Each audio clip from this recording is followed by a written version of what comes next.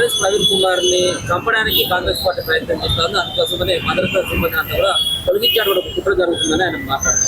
ఇప్పుడు ఆయనకి చిల్లర రాజకీయాలు అలవాటు మొదటి నుంచి కూడా. ఒక చిల్లర మనిషిగా మారిపోయింది. దిగజారు రాజకీయాలు చేస్తుండే ఆర్ఎస్ ప్రవీణ్ కుమార్. ఈ రాష్ట్రంలో ఆయన పోలీస్ అధికారి అయ్యుండి, ఐపీఎస్ అధికారి అయ్యుండి, భద్రత ఎప్పుడు కుదిస్తారు, ముప్పున్న వాళ్లకు ఏ విధంగా సమీక్ష చేస్తారన్నట్టు కనీసం అవగాహన నుండి కూడా అవగాహన లేనట్టు కాంగ్రెస్ ప్రభుత్వం కావాలనే భద్రత తగ్గించిందని చెప్పి ప్రజల్లో సానుభూతి పొందడం కోసం రాజకీయాలు చేస్తానని చెప్పి స్పష్టంగా అర్థమవుతుంది. వాస్తవంగా ఈ రాష్ట్రంలో జూన్ 1వ తారీఖున 2026 సంవత్సరంలో మొన్న కేంద్ర భద్రతా సంస్థలు, నిఘా సంస్థలు, అదేవిధంగా రాష్ట్ర డీజీపీ, అదేవిధంగా పోలీస్ విభాగం, రాష్ట్ర భద్రతా నిఘా అంటే ఇంటెలిజెన్స్ విభాగాలు కూర్చొని భద్రత మీద ఎప్పటికప్పుడు ప్రతి సంవత్సరం కూడా సమీక్ష చేస్తాయి. ఆ సమీక్షలో భాగంగా మనమే కదా, కేంద్ర ప్రభుత్వమే కదా నక్సలైట్ల రహిత రాష్ట్రంగా పేర్కొన్నాం. నక్సలైట్ల రహిత రాష్ట్రంగా పేర్కొన్నప్పుడు ఆ నక్సలైట్లతో ముప్పు లేని వాళ్లకు భద్రత ఎందుకు ఒకసారి ఆలోచన చేయాలి. ఆర్ఎస్ ప్రవీణ్ కుమార్కి ఎందుకు భద్రత కల్పించారు? గతంలో ఆయన వరంగల్, కరీంనగర్ ఆ ప్రాంతంలో నక్సలైట్లను అణిచివేసిండు, నక్సలైట్లను కొంతమందిని చంపేసిండు అని చెప్పేసి ఆయన మీద పెద్ద ఎత్తున ఆరోపణలు. అందుకే ఆయనకు భద్రతను కల్పించడం జరిగింది ప్రభుత్వాలు. కానీ ఈ పరిణామ క్రమంలో నక్సలైట్లు లేనప్పుడు భద్రత ఈయనకొక్కడికే కాదు, రాష్ట్రంలో మొత్తం 588 మందికి భద్రత కల్పిస్తుంటే అందులో 141 మందికి ముప్పు లేదు, వాళ్లకు భద్రత అవసరం లేదని చెప్పి నిఘా సంస్థలు చెప్తే కేంద్ర ప్రభుత్వం, రాష్ట్ర ప్రభుత్వం సూచనలకు అనుగుణంగా భద్రత అందరికీ తొలగించినట్లే ఈయన కూడా కుదించారు. దానికి ఈయన రాజకీయం చేస్తాడు. అదేవిధంగా ఈయనతో పాటు 88 మంది పోలీస్ అధికారులు ఇప్పుడు పదవిలో పనిచేస్తున్న వాళ్ళు, పదవి విరమణ చేసిన వాళ్ళల్లో మొత్తం వాళ్ళకు కూడా భద్రతను కుదించారు. కొంతమందికి తీసివేశారు, 7-8 మందికి తీసివేశారు. మరి నష్టం లేనప్పుడు, ముప్పు లేనప్పుడు నువ్వు భద్రత ఎందుకు? సోక్ కోసమా?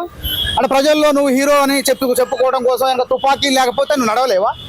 అంటే నీ అంగరక్షకులు లేకపోతే నువ్వు పని చేయలేవా? నువ్వు ప్రజల మనిషి అని చెప్పుకుంటున్నావు కదా. ప్రజల మనిషి అని చెప్పుకునే నీకు భద్రత అసలు ఎందుకు? అసలు భద్రత గురించి ప్రజల మనిషి అని చెప్పుకునే నువ్వు భద్రత గురించి మాట్లాడినావంటే ఇంతకన్నా చిల్లరగాడు ఇంకోటి లేడు. కాబట్టి తెలంగాణ సమాజం గమనించాల్సింది ఏంటంటే, ఇవాళ మహారాష్ట్ర గవర్నర్గా పనిచేసిన బీజేపీ నాయకుడు విద్యాసాగర్ రావు గారి యొక్క భద్రతను కూడా కుదించారు. రాజకీయ నాయకుల యొక్క భద్రతను కూడా కుదించారు. 40-41 మంది రాజకీయ నాయకుల యొక్క భద్రత కూడా అవసరం లేదని కొంతమందికి తీసివేశారు కూడా.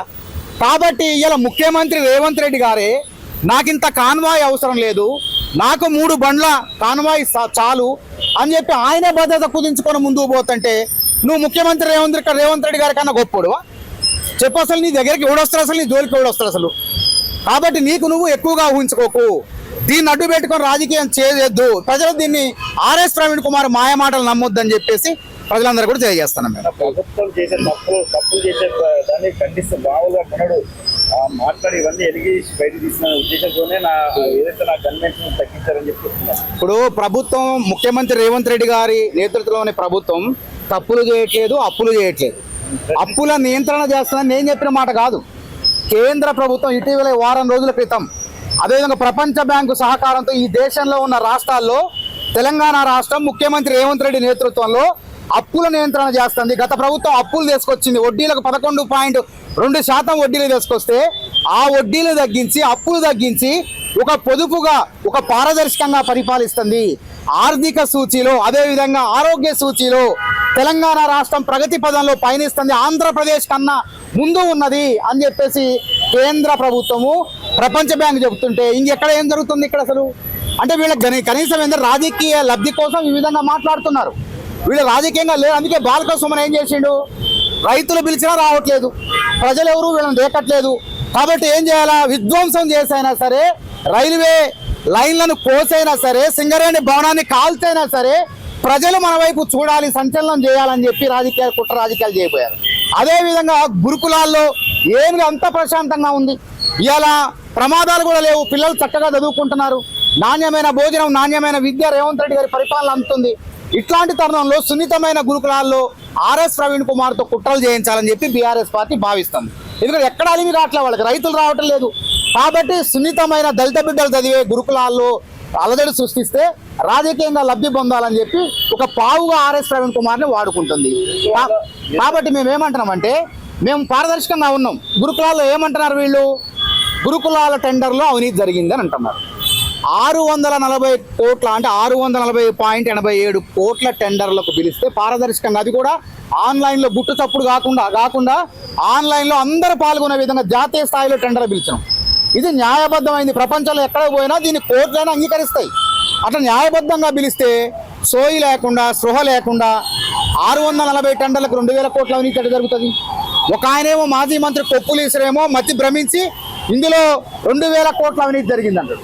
ఇక ఆర్ఎస్ ప్రవీణ్ కుమార్ అయితే ఇంకా ఒక అడుగు ముందుకేసి ఆయన 2000 అన్న కాబట్టి నేను 3000 కోట్ల అవినీతి జరుగుతుందని చెప్పి ఈయన అన్నాడు.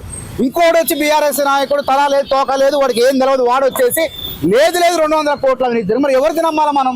అంటే పొంతం లేనటువంటి విమర్శలు ఇవన్నీ కూడా, అంటే పొంతం లేని ఆరోపణలు చేస్తా అంటే వీళ్ళు రాజకీయంగా ఆరోపణలు చేయడం కూడా బీఆర్ఎస్ నాయకులకు చేత కావట్లేదు. ఎందుకంటే ఇటీవల కాలంలో అసలు మూసీ పునరుజ్జీవనమే ప్రారంభం కాదు, ఇప్పుడు ఇటీవల కాలంలో ప్రారంభం కాబోతుంది. ఎప్పుడో రేవంత్ రెడ్డి గారు ఆలోచన బయటపెడితే ఇంకేముంది 1,00,000 కోట్ల అవినీతి జరిగిందని, వాళ్ళు ప్రారంభమే కాలే పనులు, ఇప్పటికి కూడా ప్రారంభం కాలే. ప్రారంభం కాకముందే 1,00,000 కోట్ల అవినీతి జరిగిందని ఆరోపణలు చేశారంటే ఎంత చేతగాని వెధవలో అర్థం చేసుకోవాలి బీఆర్ఎస్ నాయకులు. గురుకులంలో విద్యార్థులు వేసుకునే బట్టలు కానీ లేదా వాళ్ళు వాడుకునే సబ్బులు కానీ వీటన్నిటిలో కూడా అవినీతి జరిగిందని ఇప్పుడు నేను అదే అంటున్నా. ఇప్పుడు పారదర్శక ఆయన ఒక సవాల్ చేసింది, మంత్రి అడ్లూరు లక్ష్మణ్ కుమార్ గారిని జూలై 2వ తారీఖు ఉదయం 11 గంటలకు సోమాజిగూడ ప్రెస్ క్లబ్కు రమ్మంటారు. నేను ఏమంటున్నామంటే అడ్లూరు లక్ష్మణ్ కుమార్ ఎందుకు?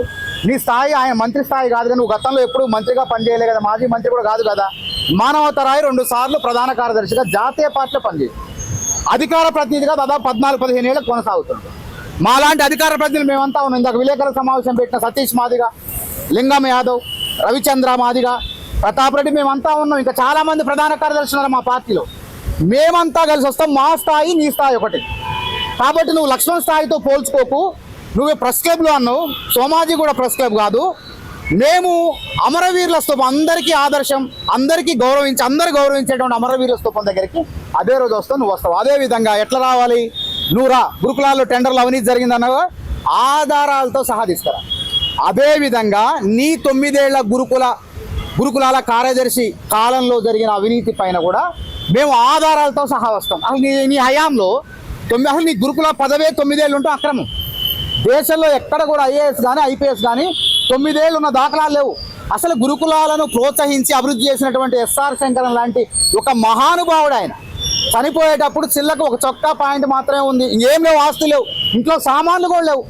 ఆయన చనిపో అట్లాంటి ఆదర్శ పురుషుడు ఆయన గురుకులాల కార్యదర్శిగా 3 సంవత్సరాలు 4 సంవత్సరాలు పనిచేసిండు.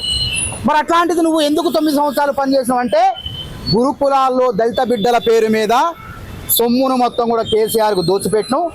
అందుకు ప్రతిఫలంగా నువ్వు లాభపడ్డావు, 9 ఏళ్ళు కార్యదర్శిగా ఉన్నావు. అంతేకాకుండా నీ బామ్మర్దో బావు మెతుకు ఆనంద్ వికారాబాద్ మాజీ ఎమ్మెల్యేకి కృతజ్ఞతాపూర్వకంగా టికెట్ ఇప్పించుకున్నావు. కాబట్టి మేము ఏమంటామంటే ఆ రోజు మేము ఏ ఆధారంతో వస్తామంటే ఎస్ఆర్ శంకరన్ ఏజెన్సీ ఎవరిది అసలు అది ఆ ప్రమాణాలు లేని ఆ ఏజెన్సీకి నువ్వు ఎట్లా ఉద్యోగాలు అవుట్సోర్సింగ్ ఉద్యోగాల కాంట్రాక్ట్ను గురుకులాల్లో ఎట్లా ఇచ్చావు? నువ్వు స్వేరో బ్యాంక్ అనేది ఒకటి ఉన్నది. స్వేరో బ్యాంక్ అంటే అసలు ఏంది? పూర్వ విద్యార్థులు విరాళాలు ఇచ్చారు, విదేశాల్లో ఉన్నటువంటి వాళ్ళు కూడా కోట్లాది రూపాయలు విరాళాలు ఇచ్చారు. ఆ స్వేరో బ్యాంక్ ఎడిపోయింది, దానిలో పెద్ద ఎత్తున మనీ లాండరింగ్ జరిగింది.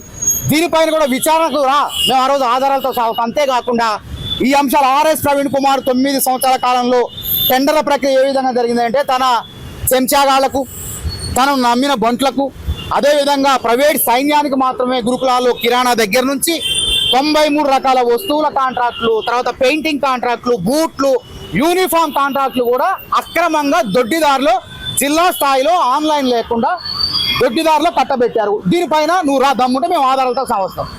కాబట్టి ఎవరేందో ప్రజలకు అర్థమైపోద్ది. కాబట్టి దమ్ముంటే ఆ రోజు రండి, చూసుకుందాం, ఎవరేందో తెలిసిపోద్దని మేము సవాల్ విసురుతాను, సవాల్ స్వీకరిస్తాను. అంటే ఆర్ఎస్ ప్రవీణ్ ఏమంటుందంటే వ్యక్తిగతంగా తన భద్రత తగ్గించుకున్నా కూడా తను మాత్రం ఎప్పటికీ ప్రశ్నిస్తూనే ఉంటాను, కాంగ్రెస్ ప్రభుత్వంపై చేస్తూనే ఉంటాను దాడి చెప్తున్నాను. మేము ప్రశ్నించాలని మేము అంటున్నాం కదా, ప్రశ్నించాల్సిన ఫామ్ హౌస్ లో పడుకోండు కుంభకర్ణుడు లెక్క కేసీఆర్. అసెంబ్లీకే రాడు. అసెంబ్లీ అనేది దేవాలయం, పవిత్రమైన దేవాలయం లాంటిది అసెంబ్లీ. అసెంబ్లీకి వచ్చి నిర్మాణాత్మక ప్రతిపక్ష నాయకుడుగా మేము తప్పులు చేస్తే మమ్మల్ని ప్రశ్నించండి కేసీఆర్ గారు, మా లోపాలను ఎత్తి చూపండి, మాకు సూచనలు ఇవ్వండి అని ముఖ్యమంత్రి రేవంత్ రెడ్డి గారు పదే మొత్తుకుంటున్నా ఆయన మొద్దు నిద్ర వదలట్లేదు, కుంభకర్ణం లెక్క నిద్రపోతాడు. ఈ రాష్ట్రంలో ఏదైనా కష్టం వస్తే ప్రతిపక్ష నాయకుడు స్పందించాలా వద్దా? వరదలు వచ్చినా రాడా, కష్టాలు వచ్చినా రాడా, కనీసం మాట్లాడా? మరి కృష్ణా గోదావరి జలాల్లో ఎవరు అన్యాయం చేశారు, తెలంగాణకు ద్రోహం చేశారు, చర్చకు అసెంబ్లీకి రమ్మంటే ఎవడు రాడా, పారిపోయా. కాబట్టి ఆర్ఎస్ ప్రవీణ్ కుమార్ మాటల్లో ఎవరు నమ్ముతారు? అసలు ఆర్ఎస్ ప్రవీణ్ కుమార్ నమ్ముతారా?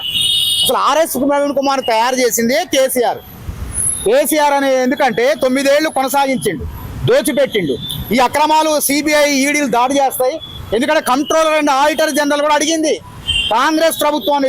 ఆర్ఎస్ ప్రవీణ్ కుమార్ 9 ఏళ్ల కాలంలో అక్రమాలు జరిగిన కోడింగ్లో 4,60,11,991 కోట్ల రూపాయలు మరి ఖర్చు పెడితే 3 కోడింగ్ ప్రాంతాలని చెప్పి ఒకే ఒక దాంట్లో నిలిపి 2 కోడింగ్ పాఠశాల యొక్క డబ్బుల్ని ఆయన జేబులో వేసుకున్నాడు, కోట్లాది రూపాయలు కొల్లగొట్టిండు. ఇక్కడ అవకతవకలు జరిగినాయి. దీని సంగతి ఏందో లెక్కలు చెప్పిన ఆ కంట్రోల్ అండ్ ఆడిటర్ జనరల్ అడిగితే మేము అవన్నీ తీస్తే ఈయన అవకతవకలు మొత్తం కూడా బయటపడ్డాయి. అదే విధంగా ఆయన అవినీతి చేసినట్టు ఆధారాలు ఉన్నాయంట కదా, మరి ఎందుకు ఎంక్వైరీ విచారణ చేస్తే అదే అంటాం కదా. ఇప్పుడు దాకా చేయలేదు. విలేకరుల సమావేశంలో మాట్లాడుతూ ఆయన కూడా ఏమంటాడు? అవినీతి జరిగింది అంటాడు. ఫిర్యాదు చేయి మరి. రాష్ట్ర ప్రభుత్వంలో సిబిసిఐడి ఉన్నది, ఏసీబీ ఉన్నది, విజిలెన్స్ ఉన్నది. ఫిర్యాదు చేయి మరి. నువ్వు ఫిర్యాదు చేయట్లేదు. అందుకే మేము ఏం చేస్తున్నామంటే రేపు ఫిర్యాదు చేస్తాం. రేపు ఫిర్యాదులు చేసి సిబిఐకి, ఈడీకి, ఎందుకంటే మనీ లాండరింగ్ ఉంది కదా ఇందులో. ఈడీ ఎందుకు అంటున్నామంటే స్వేరో బ్యాంక్ అని మీ అందరికీ తెలుసు. ఆ స్వేరో బ్యాంకు పెట్టాలంటే రిజర్వ్ బ్యాంక్ అనుమతి ప్రకారం 100 కోట్లు ఉండాలి. మరి 100 కోట్లు ఏంది? నువ్వు బ్యాంకు పెట్టినవా? మరి చందాలు వసూలు చేసినావు కదా, విరాళాలు సేకరించడం ఈ నేరం కూడా, చట్ట ప్రకారం నేరం. అదేవిధంగా విదేశాలకు పోయి విరాళాలు కూడా సేకరించారు కదా, అది మనీ లాండరింగ్ కింద వస్తుంది. కాబట్టి వీటన్నిటిపైన ఫిర్యాదులు చేస్తాం. మేము నోటి మాటలు కాదు. గతంలో కూడా Sama Rammohan Reddy media committee chairman కూడా విలేకరుల సమావేశం పెట్టి సవాలు విసిరి తోక ముడిచిండు ఆర్ఎస్ ప్రవీణ్ కుమార్. కాబట్టి ఈ రోజు ఉత్తుత్తారపణ కాదు, మీరు ఆధారాలతో సహా ఫిర్యాదు చేయండి. ఆ రోజు మన అసెంబ్లీలో కూడా గ్రానైట్ మాఫియా పైన హరీష్ రావు ఏవో మాట్లాడితే రేవంత్ రెడ్డి గారు ఏమండు, మీ 10 ఏళ్ల గ్రానైట్ మాఫియా పైన విచారణ జరపడానికి మేము సిద్ధంగా ఉన్నాం, మీరు మా 30 నెలల కాంగ్రెస్ ప్రభుత్వం ఏమైనా అవకతవకలు ఉంటే ఫిర్యాదు చేయమండి. ఎవరైనా ఫిర్యాదు చేసిండా? సిబిసిఐడికి ఫిర్యాదు చేయండి, లేకపోతే సిబిఐని కూడా పిలుస్తామన్నాడు. కాబట్టి మేమేం చేస్తామంటే ఈ ప్రెస్ మీట్లు పెట్టి ప్రజల్లో కాంగ్రెస్ ప్రభుత్వం చక్కగా మంచిగా పరిపాలిస్తుంటే, అవినీతి లేకుండా పరిపాలిస్తుంటే కాంగ్రెస్ ప్రతిష్టను భంగం కలిగించే విధంగా ఆర్ఎస్ ప్రవీణ్ కుమార్ కావాలని మాట్లాడుతున్నాడు. కాబట్టి ఈ మాటలు కాదు, నీ సవాళ్ళు మేము స్వీకరిస్తున్నాం, మేము వస్తున్నాం ఆధారాలతో. నీ 9 ఏళ్ల కాలంలో జరిగిన అవినీతి అక్రమాల పైన నువ్వు కూడా తీసుకురా. గురుకులాల టెండర్లో 2,640 కోట్లు పారదర్శకంగా, నువ్వు 2,000 కోట్లు అంటాను, ఇంకోటి 3,000 కోట్లు అన్నాడు. అసలు ఎంత జరిగిందో తీసుకురా ఆధారాలు. మేమంతా రెడీగా ఉన్నాం, మేమంతా వస్తాం 11వ తారీఖున 11 గంటలకు జూలై 2వ తారీఖున అమరవీర స్తూపం దగ్గర రమ్మంటున్నాం. ఇప్పుడు ప్రవీణ్ కుమార్ వచ్చినా రాకపోయినా మీరు ఇచ్చారు, మేము బరాబర్ పోతాం. నేను రేపే ఫిర్యాదు చేస్తా అంటాను కదా. ఇప్పుడు మాకు కొన్ని రాష్ట్ర ప్రభుత్వంలో ఆడిట్ కానీ వీళ్ళు అడిగిన ఆర్టీఐ వేసిన వెంటనే రావు కదా. ఎంత ప్రభుత్వంలో ఉన్నప్పటికీ వెంటనే ఇవ్వరు, కొంత సమయం పడుతుంది. ఎందుకంటే ఈ దొంగతనం, ఈ అవినీతి గుట్ట మొత్తం కూడా చాంతాడంత అవినీతి వెలికి తీయాలంటే కొంత సమయం పడుతుంది. అయినప్పటికీ మా దగ్గర ఉన్న ఆధారాలతో గతంలో కూడా నేను లోకాయుక్తలో ఫిర్యాదు చేసిన, ఎప్పుడు 2017వ సంవత్సరంలో ఆర్థిక శాఖ ఆమోదం లేకుండా 1000 ఉద్యోగాలను అమ్ముకున్నాడు, దొడ్డిదారులు అమ్ముకున్నాడు, అక్రమంగా కట్టిపెట్టిండు. ఆర్థిక శాఖ ఆమోదం లేకుండా ఎట్లా ఇస్తాడు ఉద్యోగాలు? అసిస్టెంట్ కేర్ టేకర్ ఉద్యోగాలు చెప్పండి, కొన్ని ప్రిన్సిపాల్ బదిలీలు, తర్వాత దొడ్డిదారులు కొంతమందికి ఉద్యోగాలు ఇచ్చిండు. ఇవన్నీ కూడా ఆధారాలతో సహా వస్తాం, మా దగ్గర రెడీగా ఉన్నాయి. ఆ ఆధారాలతో రేపు ఫిర్యాదు చేస్తాం. కొన్ని వచ్చే ఆధారాలతో ఆ రోజు అడిగి తీసుకొస్తాం.